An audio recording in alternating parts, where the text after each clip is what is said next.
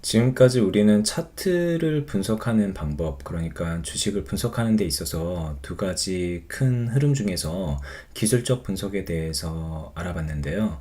이번 시간에는 기본적 분석 단계인 재무 분석에 대한 이해를 해보도록 하겠습니다. 기업의 가치에 비해서 현재 가격이 저평가된 주식을 잡아서 장기 투자를 하면 누구나 큰 성공을 거둘 수 있다는 얘기를 사람들이 많이 하죠. 그런데 이 말이 맞을까요? 그렇다고 할 수도 있고 그렇지 않다고도 할 수가 있을 것 같아요. 원칙적으로 따져본다면 저평가된 주식을 잡아서 투자를 하면 언젠가는 기업의 주가가 그 기업의 올바른 가치를 따라갈 거고, 그렇기 때문에 장기적으로 접근을 해서 가치 투자를 하면 주식 투자에 성공할 가능성이 높은 것은 맞지만, 그런데 그 장기라는 기간이 얼마나 긴 기간이 될지도 모르는 것이고요.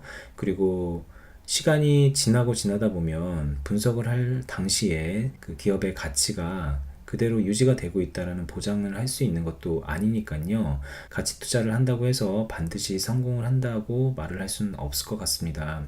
우리나라에 2,000개에 달하는 상장 기업이 있는데요.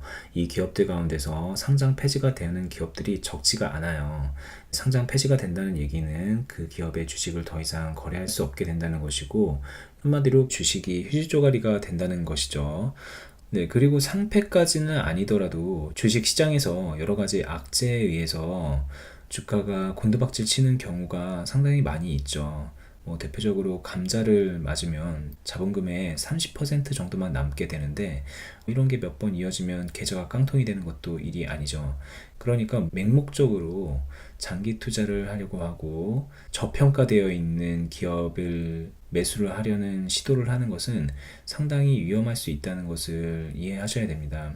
어떻게 보면은 지금 현재 굉장히 가격이 낮지만 앞으로 가치가 올라갈 그런 기업을 사겠다라는 마인드는요, 로또를 하는 것과 비슷할 것 같아요. 그래서 저는 개인적으로 이 재무 분석을 해서요, 굉장히 싼 가격의 주식을 사서 시간이 지난 다음에 이게 막 10배, 20배에 오르는 그런 걸 기대하고 투자를 하는 사람들을 별로 그렇게 좋게 보지는 않습니다. 왜냐면 그 생각 자체가 매우 위험할 수 있기 때문이에요.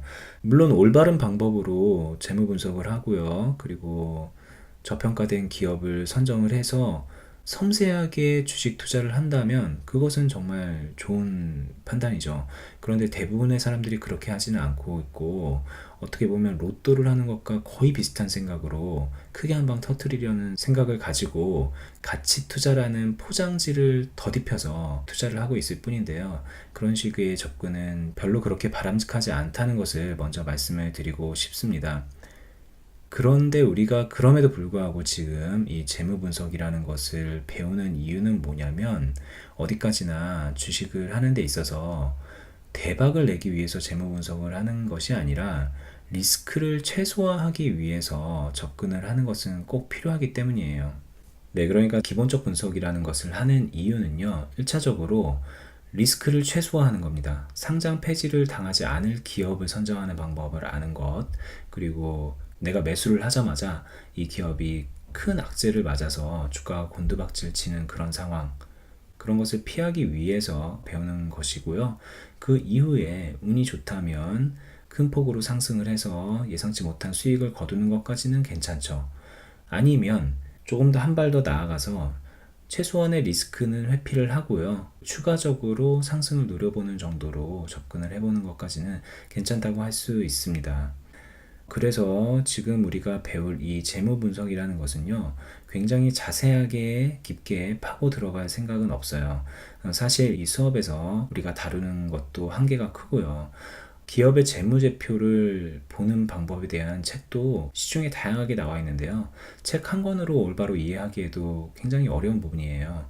그렇기 때문에 재무 분석이라고 제가 말을 하지만 앞으로 가격이 어마무시하게 오를 그런 주식을 고르기 위한 수업이 아니라는 점을 계속해서 말씀을 드리는 거고요. 네, 우리는 어디까지나 개인 투자자로서 손해를 보지 않고 기업의 적정한 주가를 찾는 방법 정도로만 우리 수업에서 알아보도록 하겠습니다.